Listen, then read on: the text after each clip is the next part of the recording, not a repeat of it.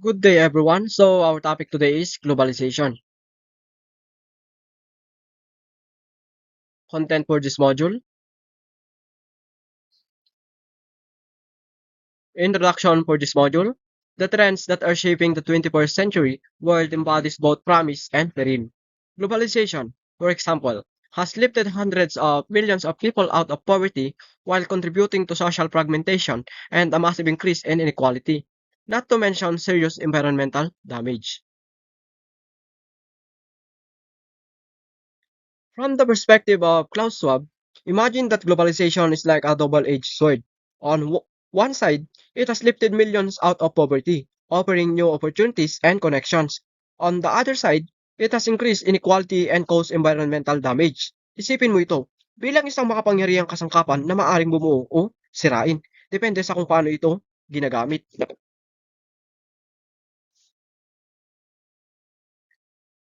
Looking into globalization then and now. So we will look into the past and then the present. What we have here is the comparison between 20th and 21st century.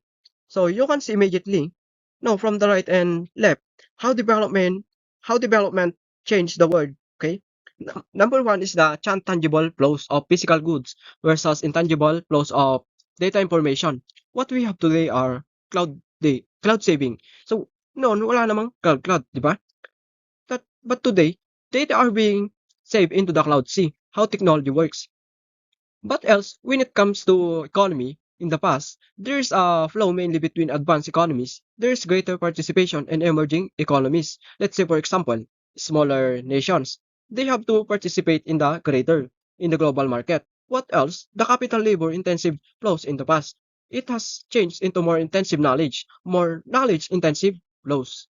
What else when it comes to transportation and digital infrastructure? There is a fast development as well, and then in the past there were multinational companies driven flows. Now there are small business enterprise that is being encouraged. You that is one of the good effects of globalization as well. Anyway, in the past there is a flow mainly of monetized transactions. Today there is exchanges of free content and services.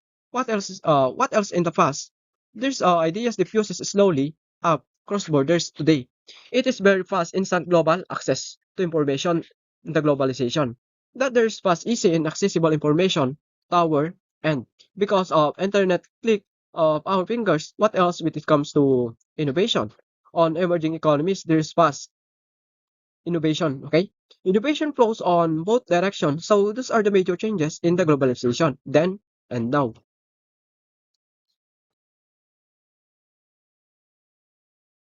What is globalization? The process of interaction and integration among people, companies, and governments worldwide, driven by international trade, investment, and aided by information technology. So, globalization is like a giant wave, connecting people, companies, and governments around the world. This wave is woven through international trade, investments, and the power of information technology. Regarding the economic process, globalization has been about bringing local and national markets into the global arena. This means industries, finance, information, culture, socio-political relations, and businesses are all expanding beyond borders, creating a more interconnected world. Yan ang globalization. So, a great example of globalization in action is the Asia-Pacific Economic Cooperation, or what we call APEC. This regional organization started as a way for countries in the Asia-Pacific region to collaborate. It has evolved into a platform for international economic integration, helping member countries to work together more effectively on trade and economic issues. Yan ang example ng globalization. Globalization and its ethical challenges. So, una dyan is early human societies. Initially, nomadic people settled into tribes and small communities, leading to tribal wars and the need for system to support social, political, and economic activities. Early human societies, ito yung mga sinaunang tao na namumuhay bilang nomadiko. From the word nomadiko, isang uri ng pamumuhay kung saan ang mga tao ay hindi nananatili sa isang lugar at palaging gumagalaw o naglalakbay.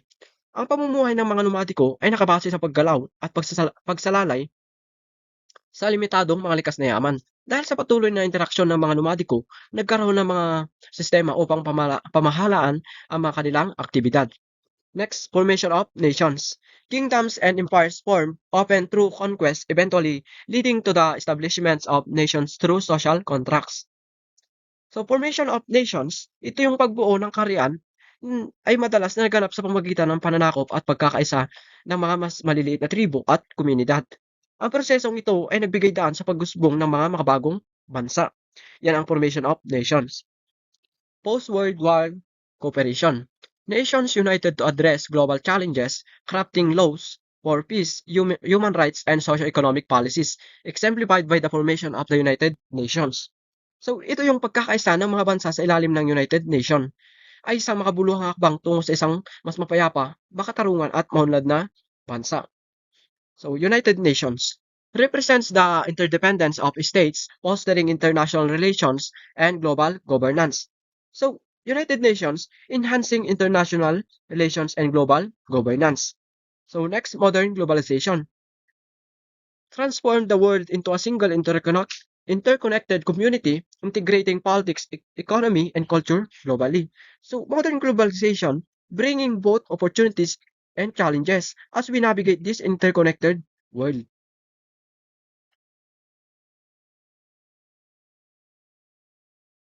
Characteristics of globalization. So, una dyan is internalization. So, cross-border relations in trade, finance, and communication, creating independence among nations. So, sa konteksto ng globalisasyon, ang internalisasyon ay maaaring magpahiwatig ng pagkakaroon ng mas malalim na pag-unawa at pagtanggap ng mga pandaigdigang practice, kultura at sistemang pang-ekonomiya sa loob ng isang bansa o individual. Pangalawa, liberalization. A free and open, borderless world economy where trade and travel barriers are reduced or abolished.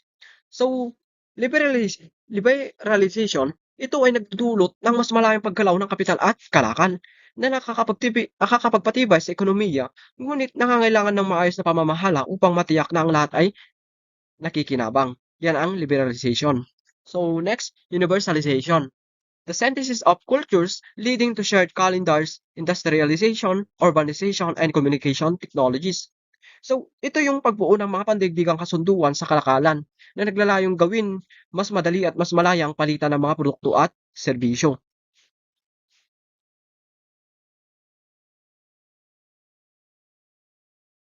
Characters of globalization, modernization, westernization. Emphasis on scientific rational thought, technological innovation, and secular institutions independent of traditional religious organization. So, kapag sinabing modernisasyon, ito yung tumutukoy sa proseso ng pag-aangkop ng mga bagong teknolohiya, mga gawi sa ekonomiya, mga sistema ng pamahalaan, at mga normang kultural upang mapabuti ang pag-unlad ng lipunan at ang kabuuang kalidad ng buhay. Yan ang modernization, westernization. So next, deterritorialization. The concept of a global world not confined by territorial spaces and borders. Tumutukoy ito sa paggalaw ng mga tao, idea, kultura, produkto at iba pang aspeto sa labas ng kanilang tradisyonal at teritorial na hangganan. Sa madaling salita, ito ay ang proseso ng pag-aalis ng mga aktibidad o bagay mula sa kanilang pisikal na lugar o teritoryo at pagpapalaganap nito sa mas malawak na saklaw. Yan ang deterritorialization. So, global problems and issues. So, increase poverty and inequality, unequal resource distribution. Globalization has led to unequal distribution of resources, with multinational corporations controlling economies in poor countries. Sa madaling salita, ang malalaking kumpanya o multinational corporations ay may kontrol sa ekonomiya ng mga may hirap na bansa, kung saan lumalaki ang kanilang kita habang ang mga lokal na tao ay hindi nakikinabang mula sa mga benepisyo ng kanilang operasyon. Isang halimbawa na dito ay ang mga kumpanya na nagmimina ng mineral sa mga bansang may hirap. Kumikita ng bilyong-bilyong dolyar, ngunit ang mga residente doon ay nakakakuha lamang ng mababang sahod at walang akses sa mga yaman ng kanilang lupain. Dahil dito, tumitindi ang agwat sa pagitan ng mayayaman at may hirap na nagdudulot ng mas malalim na suliranin sa lipunan. Yan ang unequal resource distribution. So next, economic inequalities. This control has resulted in global economic inequalities and feelings of indignity and frustration, which can breed terrorism. Ang economic inequalities ay nagreresulta mula sa hindi pantay-pantay na pamamahagi ng yaman sa mundo. Kapag ang ilang tao o bansa ay napakayaman habang ang iba ay patuloy na naggutom, nagdudulot ito ng damdaming pagwawalang bahala at pagkadismaya. Ang mga damdaming ito ay maaaring umantong sa mas matinding kilos, tulad ng terorismo, kung saan ang mga tao na hindi nararamdaman ang halaga nila ay naghahanap ng paraan upang hipayag ang kanilang galit o paghihirap. Halimbawa, sa mga bansang mayaman, sa likas na yaman. Ngunit may mataas na antas ng kahirapan, maaaring magtamo ng matinding pagdududas ang mga tao sa kanilang gobyerno at makisali sa mga grupong terorista para sa hustisya. Contributing factors. Global poverty is linked to geographic isolation, epidemic diseases, natural disasters, lack of clean water, poor infrastructure, lack of education, inadequate healthcare, civil war, corruption, and colonial trade practices. Contributing factors. Global poverty ay dulot ng iba't ibang salik tulad ng geographic isolation, epidemikong sakit, natural na kalamidad, kakulangan sa malinis na tubig, mahinang infrastruktura, kakulangan sa edukasyon, hindi sapat na serbisyong kalusugan, digmaang sibil, katiwalian, at mga gawi sa kalakalan noong panahon ng kolonyal. Ang mga salik na ito ay nagiging hadlang sa pag-unlad ng maraming tao. Halimbawa, sa mga bansang madalas tamaan ng kalamidad, ang pagkasira ng infrastruktura ay humahadlang sa akses sa malinis na tubig at healthcare na nagdudulot ng mas matinding kahirapan para sa kanilang mga residente. Yan ang contributing factors.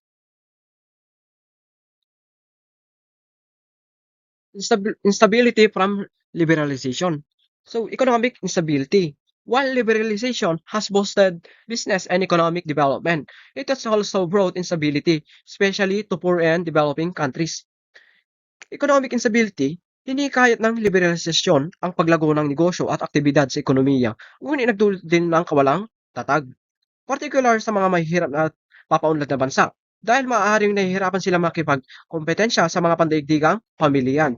Halimbawa, sa Pilipinas, nang ipatupad ang mga patakaran ng liberalisasyon, dumami ang mga dayuhang negosyo at pamumuhunan na nagdulot ng paglago sa ilang sektor ng ekonomiya. Subalit, hindi nakasabay ang mga lokal na negosyo, lalo na sa mga rural na lugar.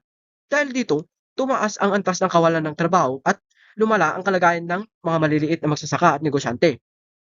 Isa pang halimbawa, ang mga magsasaka na nagtataglay ng tradisyonal na pamamaraan na pagsasaka ay nahirapan makipagkompetensya sa mga malalaking negosyong gumagamit ng makabagong teknolohiya at pamamaraan. Kaya't nagdulot ito sa kanila ng pagbaba ng kanilang kita at lumala ang kanilang kalagayan sa ekonomiya. So next, impact on poor countries. Policies favoring capitalism and profit have made it difficult for poor countries to compete, leading to a form of deliberation. Impact on poor countries, kadalasang pinapaboran ng mga patakarang kapitalista ang tubo na nagpapahirap sa mga atrasadong bansa na makipagkompetensya. Ito ay maaaring umantong sa deliberalisasyon, kung saan ang mga benepisyo ng liberalisasyon ay nababaliktad. Halimbawa, dito ulit sa Pilipinas, ang mga patakarang kapitalista ay madalas na pinapaboran ang mga malalaking korporasyon. Kaya't ang mga mahihirap na sektor ay nahihirapan makipagkompetensya sa mga lokal na merkado. Gaya sa mga magsasaka, nahihirapan sila dahil sa pagpasok ng mga murang imported na produkto, nagiging sanhi ng pagbaba ng kanilang kita. Yun ang impact on poor countries. So next, religious non-toleration.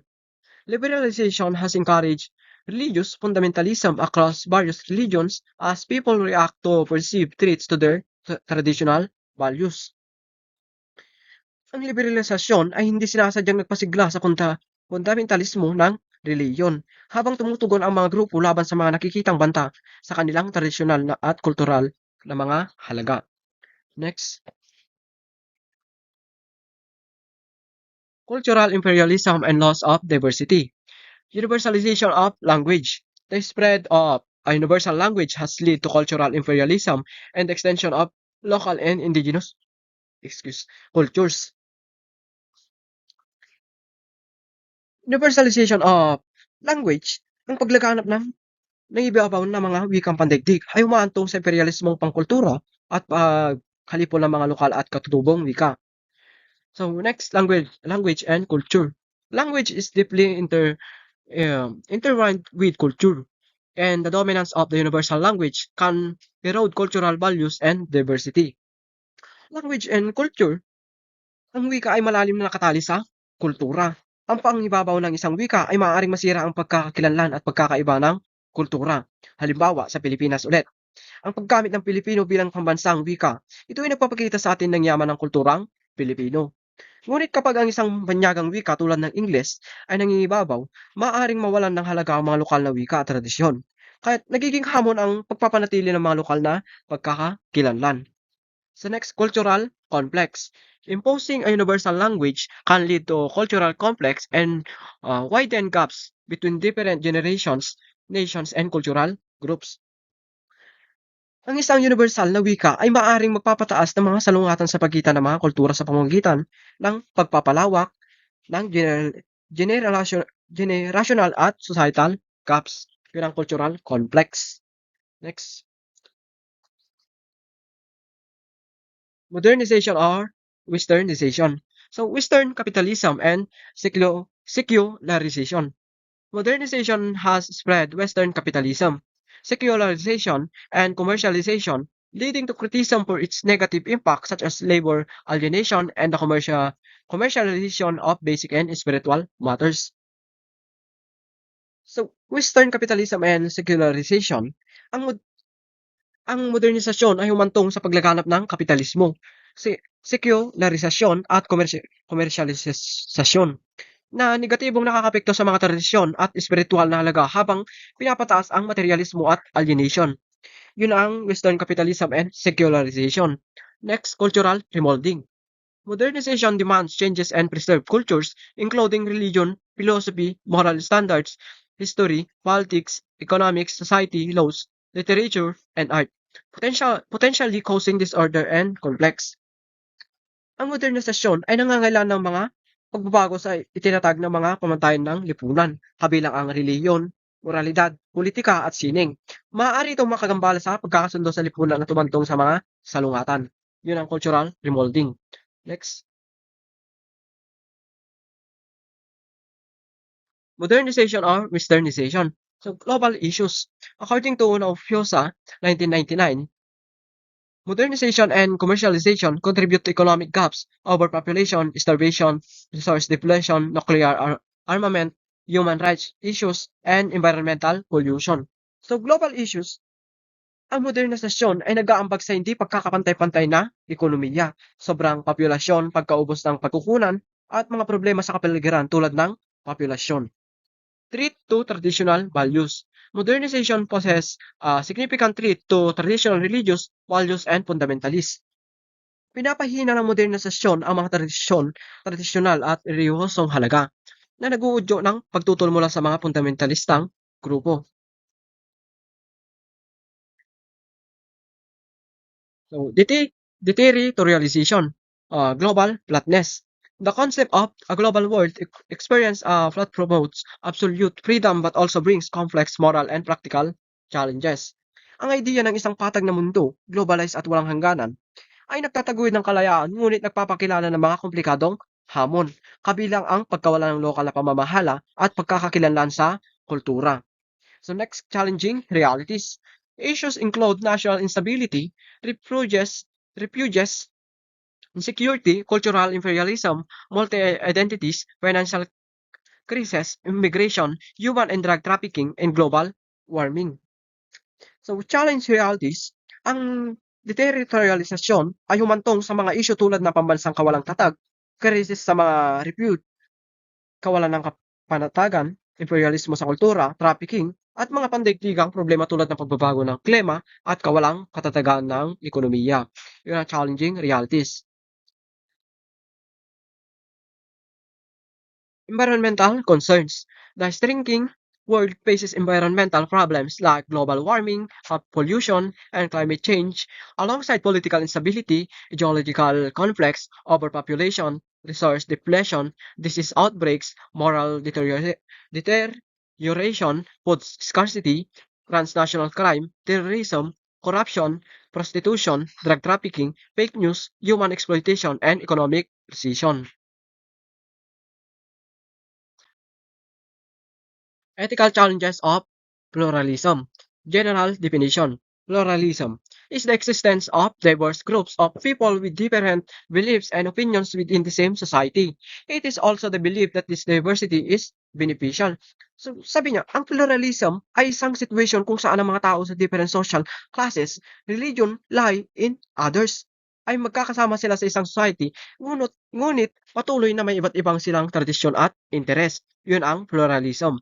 So, opposite concept, monism, which views all of reality as one substance of whole with examples including Kantianism and utilitarianism.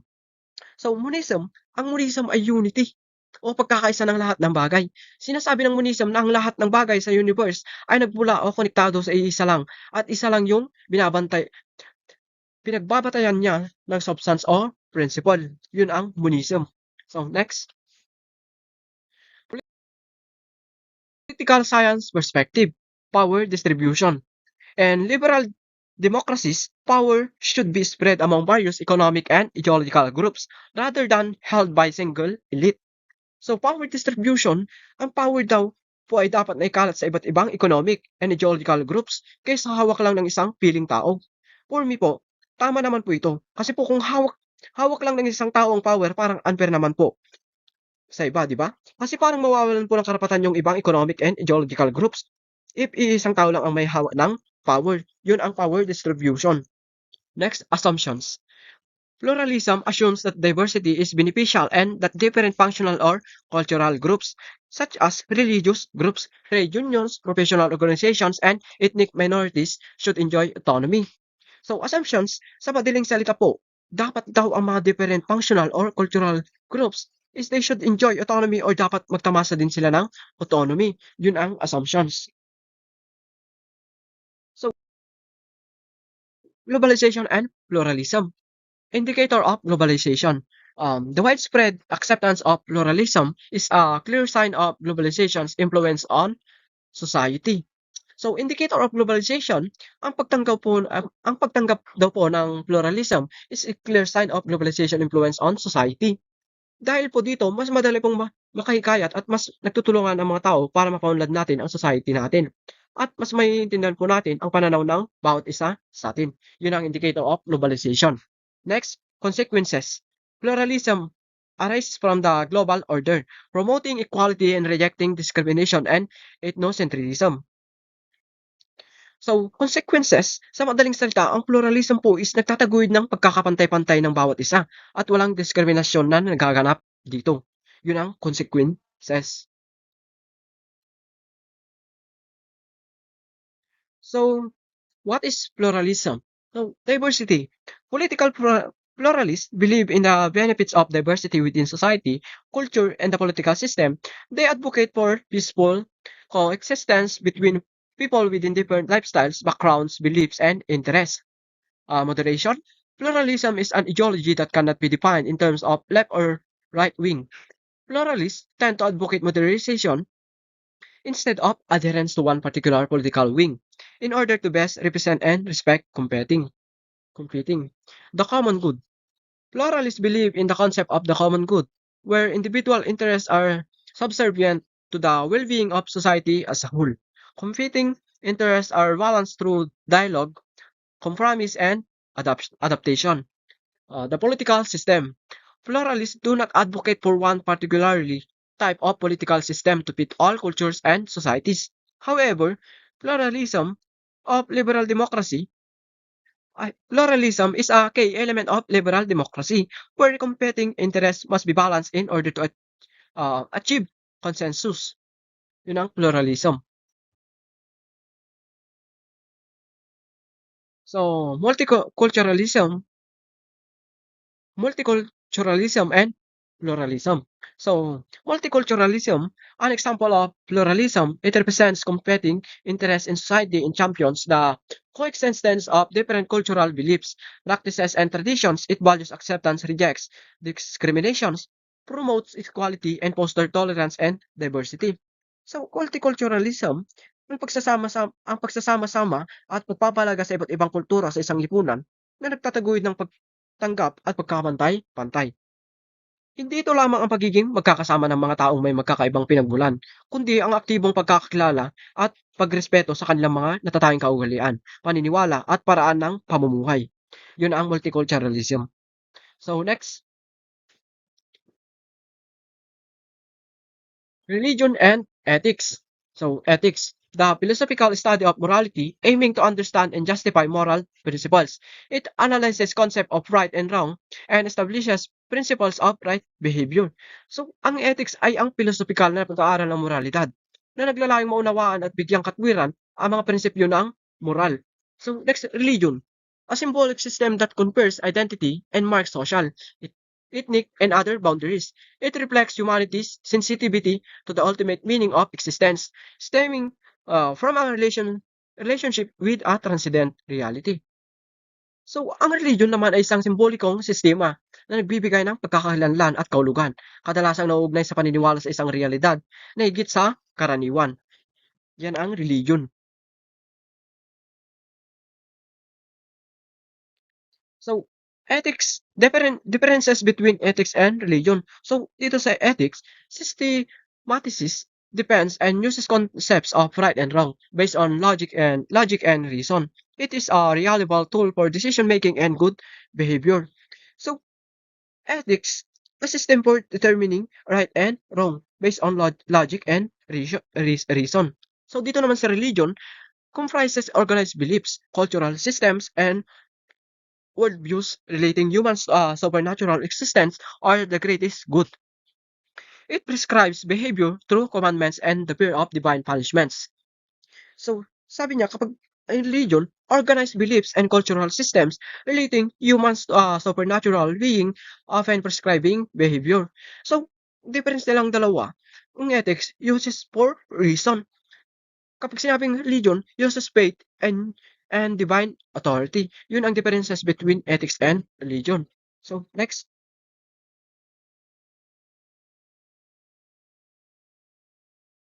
role of religion in a globalized world. So, una, globalized influence. Religion has globalized through evangelization, while globalization has spread various religions worldwide. So, global influence. So, next, cultural impact. Christianity and other religions have globalized Western culture and, well, the political and moral influence, but are also influenced by globalization. So, cultural impact, religion shaped Western culture, but globalization also changed religion. So, next, binding role. Religion through its Latin origin, um, religere, to bind, should unite people and religions to support global ethics and unity, addressing global problems. So, next, binding role. Religion through its Latin origin, religere, to bind, should unite people and religions to support global ethics and unity, addressing global problems. So next, statistics on atheism. Global atheism. According to 2015 Win Gallup international study, only 11% of the world population were convinced atheists, with a significant majority in China. Atheists often face discrimination, and in some Arab countries, renouncing religious beliefs is punishable by death.